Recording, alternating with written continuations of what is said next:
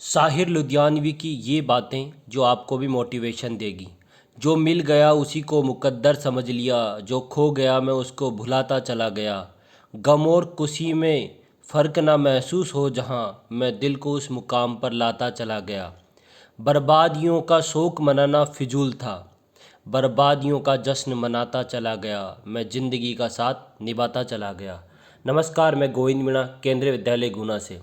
कक्षा 10 के important topic question answer की सीरीज में हम हिस्ट्री के पहले chapter the rise of nationalism in Europe को स्टडी कर रहे हैं। इसमें हम दो टॉपिक को स्टडी करेंगे, यूनिफिकेशन ऑफ जर्मनी यानी जर्मनी का एकीकरण, और यूनिफिकेशन ऑफ जो जर्मनी की जो प्रोसेस है उसमें बहुत ही ज़्यादा महत्वपूर्ण रोल निभाने वाले ओटो वन बिस्मार्क का। तो जो हमारा पहला टॉपिक है वो यूनिफिकेशन ऑफ जर्मनी है। तो यूनिफिकेशन ऑफ जर्मनी से संबंधित क्वेश्चन इस प्रकार से आ सकते हैं। तो इसमें कहा गया है कि describe the 4 stage of unification of Germany. Unification Germany को एक्सप्लेन करना है। इसके अलावा एक क्वेश्चन इसमें थोड़ा इस प्रकार से भी पूछे जाने की संभावनाएं हैं।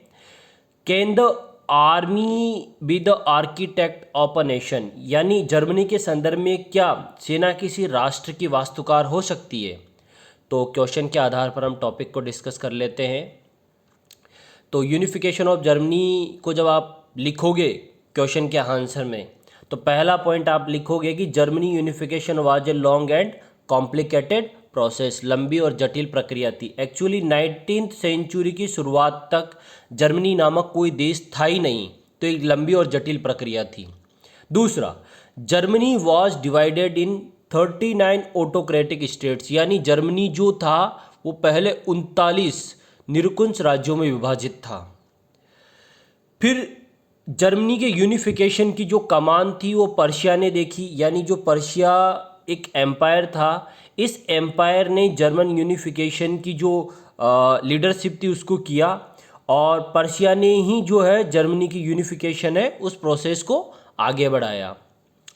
जो पर्शिया के चीफ मिनिस्टर थे जिनका नाम था ओटो वन बिस्मार्क, इन्होंने पर्शिया की सेना की मदद से, इन्होंने पर्शिया की सेना और नौकरशाही की मदद से जर्मनी के एकीकरण में महत्वपूर्ण भूमिका निभाई।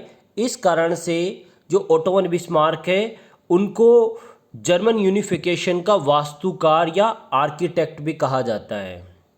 इसके बाद जर्मनी की एकीकरण की जो पूरी प्रक्रिया थी, यानी जो पूरा प्रोसेस था, इसमें पर्शिया ने 3 युद्ध लड़े 7 सालों तक।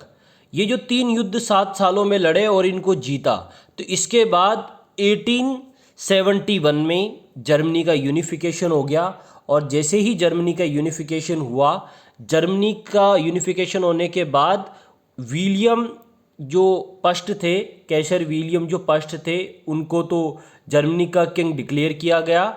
वहीं जो ओटो वन बिस्मार्क थे वो जर्मनी के चांसलर बने। तो इस प्रकार से जो जर्मनी है उसका यूनिफिकेशन हो गया। फाइनली जो जर्मनी है वो एक यूनिफाइड कंट्री हो गई। दूसरा टॉपिक हमारा ओटो वन बिस्मार्क है, जिन्होंने जर्मनी के यूनिफिकेशन में बहुत महत्वपूर्ण भूमिका निभाई थी। जर्मनी के यूनिफिकेशन को इस्टेब्लिश करने के कारण ही जो ओटो वन बिस्मार्क है उसको जर्मन यूनिफिकेशन का वास्तुकार या आर्किटेक्ट कहा जाता है। तो देख लेते हैं कि किन बेसिस के आधार पर ओटो वन बिस्मार्क को जर्मन यूनिफिकेशन का आर्किटेक्ट कहा जाता है। तो जो ओटो वन बिस्मार्क थे उनको इसलिए आर्किटेक्ट कहा जाता है, इसलिए वास्तुकार कहा जाता है कि उनकी जो नीति थी आयरन एंड ब्लड की पॉलिसी, इस नीति के अनुसार उनका ये मानना था कि जर्मनी का यूनिफिकेशन युद्ध के माध्यम से ही पॉसिबल है। उन्होंने जर्मन यूनिफिकेशन को करने के लिए पर्शिया की आर्मी और जो ब्यूरोक्रेसी थी, यानी जो पर्शिया था उसकी सेना और जो नौकरशाही थी उसकी मदद से जर्मन यूनिफिकेशन को अंजाम दिया, जर्मन यूनिफिकेशन की प्रोसेस को पूरा किया। ओटो वन बिस्मार्क ने जर्मन जो पर्शियन आर्मी थी उसकी मदद से 3 युद्धों को जीता 7 सालों के अंदर अंदर, यानी कि 1864 से लेके 1864 से लेके 1871 तक, यानी 1864 से लेके 1871 तक उन्होंने कुल 7 सालों में 3 युद्ध लड़े और तीनों युद्धों को जीतने के बाद ही जो जर्मनी है वो एक कंट्री के रूप में सामने आया। जैसे जर्मनी का यूनिफिकेशन हुआ तो जो विलियम फर्स्ट थे उनको जर्मन एम्पायर का किंग डिक्लेयर कर दिया गया। वहीं जो ओटोवन बिस्मार्क थे वो जर्मनी के चांसलर बने। तो इस प्रकार से ओटोवन जो बिस्मार्क थे उन्होंने जो जर्मन यूनिफिकेशन है उसमें बहुत ही महत्वपूर्ण भूमिका निभाई और इस भूमिका के कारण ही जो ओटोवन बिस्मार्क है उनको जर्मन यूनिफिकेशन का आर्किटेक्ट या वास्तुकार कहा जाता है। तो इस वीडियो में हमने 2 टॉपिक स्टडी किए। पहला टॉपिक हमारा जो था जर्मन यूनिफिकेशन था, यूनिफिकेशन ऑफ जर्मनी था, किस प्रकार से जर्मन एकीकरण हुआ। और जो दूसरा टॉपिक हमारा था तो जो जर्मन यूनिफिकेशन के जो आर्किटेक्ट थे, वास्तुकार थे ओटोवन बिस्मार्क, उनके बारे में हमने स्टडी किया। तो इस प्रकार से जो ये हमारा जो 2 टॉपिक यूनिफिकेशन ऑफ जर्मनी और यूनिफिकेशन ऑफ जो जर्मनी है और दूसरा जो ओटोवन बिस्मार्क है, दोनों टॉपिक कंप्लीट हुए। इस वीडियो को देखने के लिए आप सभी का बहुत बहुत धन्यवाद। Thank you.